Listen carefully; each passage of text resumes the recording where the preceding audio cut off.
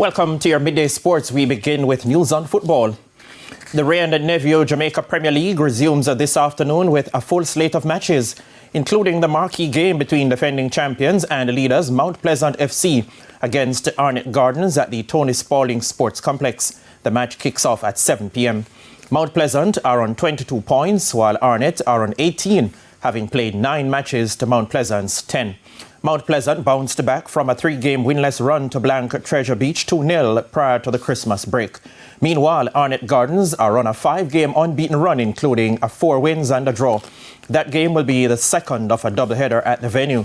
It will be preceded by second from bottom and the winless Mullines United on 4 points, opposing 10th placed Mobay United, who are on 11 points.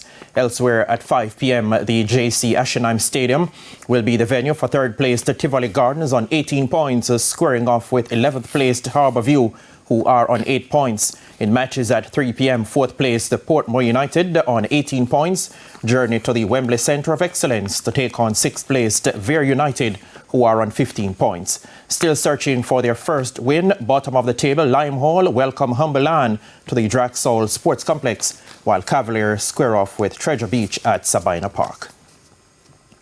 FIFA has warned Brazil it could suspend its national teams and clubs from international competitions if an intervention by its governing body, the CBF, leads to the election of member associations, which ultimately could leave 5-time World Cup winners Brazil out of major competitions until the crisis through 2026.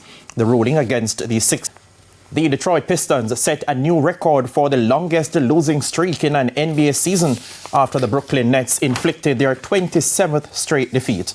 Detroit, who won 2 of their first 3 games of the campaign, were beaten 118-112 at home last night. In the fourth quarter, the Pistons, led by Cade Cunningham, who scored 41 points, held a 97-92 lead. However, the Nets took control with 13 unanswered points. Cameron Johnson top scored with 24 points in their victory. Finally, Australia have wrested control of the second test against Pakistan after day 2 in Melbourne, leaving the Pakistanis on 194 for 6 at stumps, still trailing by 124 runs.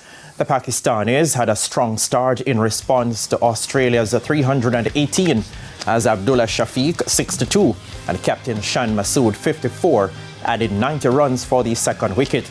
However, the Aussies had a strong finish to the day's play to gain the ascendancy. Captain Pat Cummins has so far taken 3 for 37, while Nathan Lyon has 2 for 48. Mohamed Rizwan 29 and Amir Jamal 2 will resume batting on day 3. Earlier, the Aussies, resuming their first innings on 187 for 3, were bowled out for 318. Marnus Labuschagne carried his overnight 44 to a top score of 63. There was a useful contribution of 41 from Mitchell Marsh to go with Usman Khawaja's 42 and David Warner's 38 from day 1. Amir Jamal was the pick of the Pakistani bowlers, taking 3 for 64, while Shaheen Shah Afridi, Mir Hamza and Hassan Ali all had 2 wickets. Australia lead the 3-match series 1-0. And that's it for your Midday Sports. O'Shane, it's back to you. Thanks, Spencer. And that's the Midday News. I'm O'Shane Masters. Join us at 7 for Primetime News. On behalf of the news, sports and production teams, have a good afternoon.